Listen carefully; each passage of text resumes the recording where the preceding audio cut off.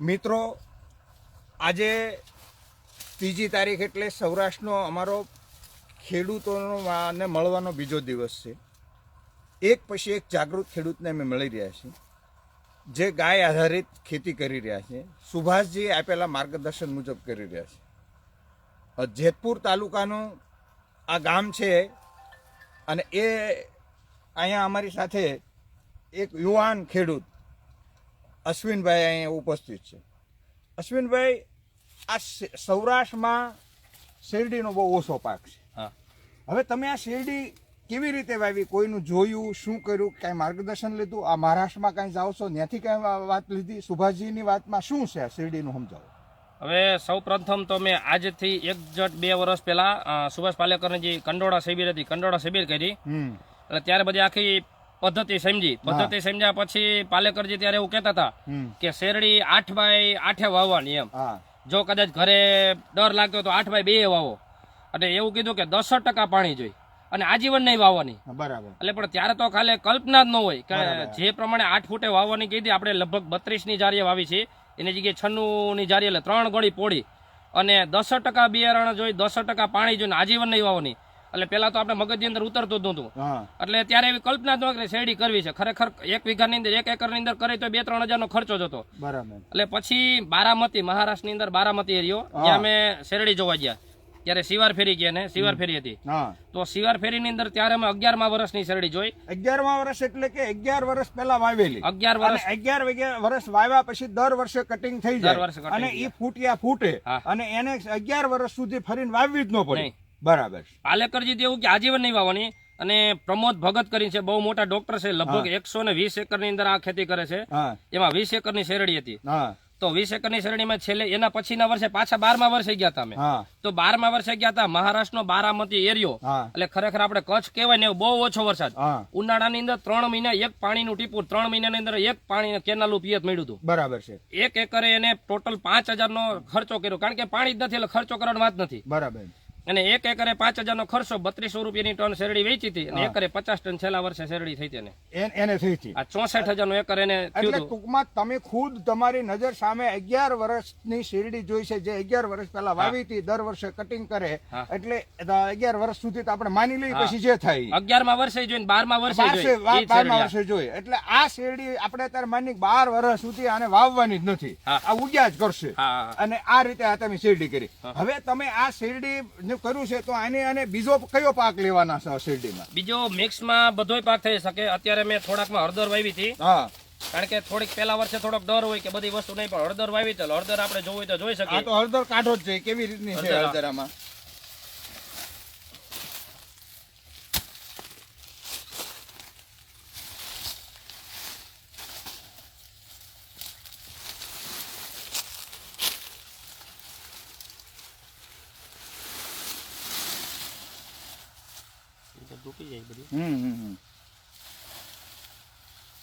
કઈ વાંધો નહીં, લાવો ને જે તૂટી ગઈ ની બધી હાથમાં લાવો ને.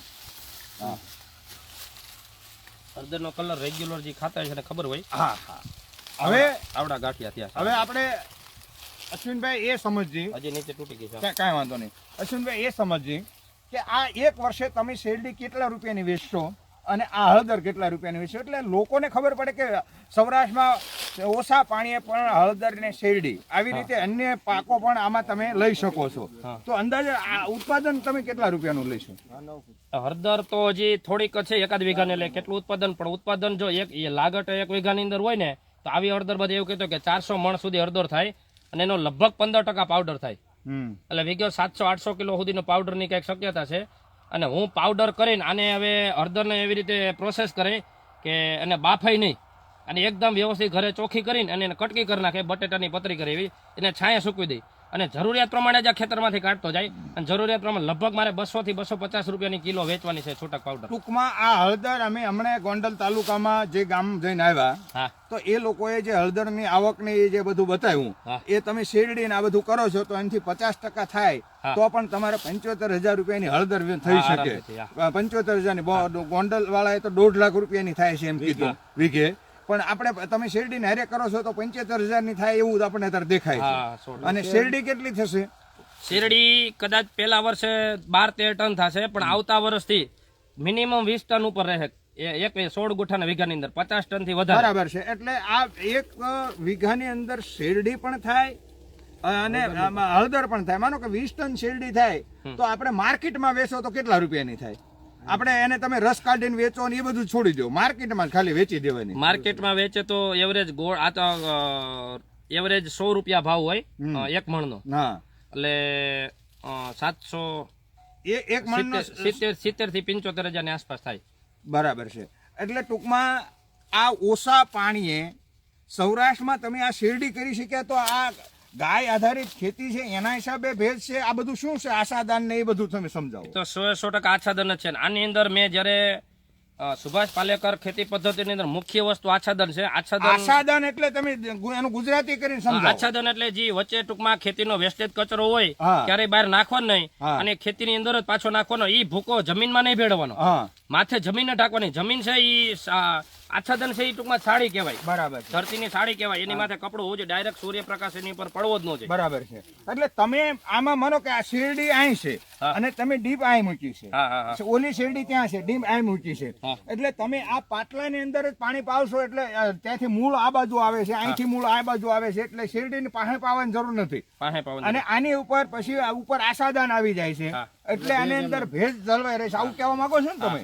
હા. અને આ જમીન ઉપજાઉ થઈ એ ગાય આધારિત જે પ્રોસેસ તમે બધી જે કઈ બધા કરે છે એ જ તમે કરો છો? 100%. છેલ્લા 2 વર્ષની અંદર એક પણ પ્રકારનો કેમિકલ નાખેલ નથી. અને બીજું, દૂર શેરડીને કદાચ વધારે પાણી હોય તો આપણ નથી. દૂર જેટલું પાણી આપીને એટલાના મૂળ દૂર છે. જેટલા મૂળ દૂર જાય ને એટલા મૂળ જાડા થાય. એટલે આખે આખું આવી રીતે ફાઉન્ડેશન તૈયાર થાય. ફાઉન્ડેશન તૈયાર થાય ને એટલે શેરડી ઢળીને આખા ખેતરની અંદર 19 વીઘાની શેરડીમાંથી તમને એક પણ જગ્યાએ ક્યાંય ઢળેલ જોવા નહીં મળે. બરાબર. મિત્રો, આ સૌરાષ્ટ્રની અંદર એક જમાનો હતો 40-50 વર્ષ પહેલા બહુ શેરડી થતી.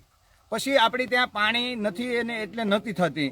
પણ આ વૈજ્ઞાનિક પદ્ધતિ, આ ગાય આધારિત પદ્ધતિ, આ બેનું મિલન થતા ઓછા પાણીએ શેરડી પણ થઈ શકે છે, અન્ય પાક સાથે પણ થઈ શકે છે.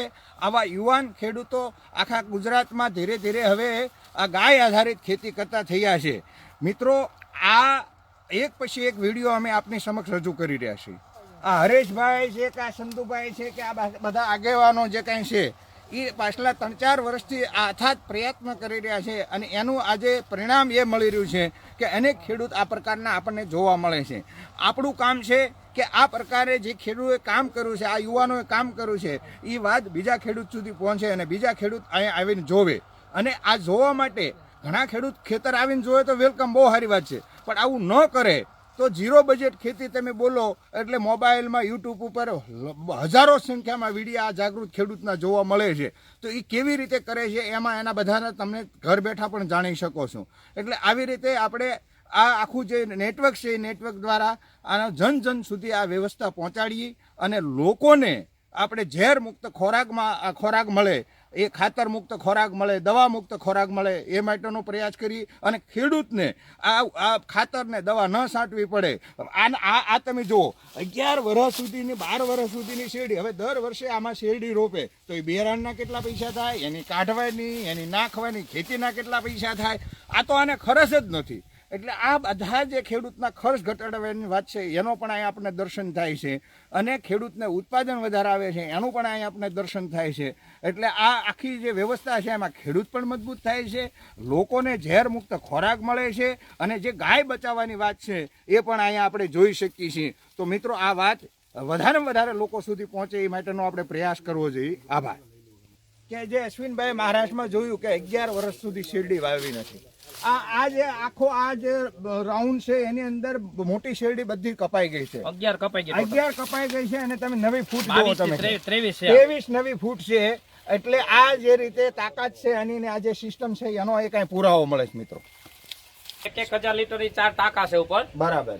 હવે આ જે ઉપર આ ગોળા છે, ટૂંકમાં ગોળા મૂકેલ, એનું કારણ કે જ્યારે પાણી ભરાઈ જાય ત્યારે ઓટોમેટિક પાણી બંધ થઈ જાય. બરાબર. પછી આની અંદર 50 લીટર ગૌમૂત્ર ને નાખવાનું હોય 1000 લીટર ની અંદર.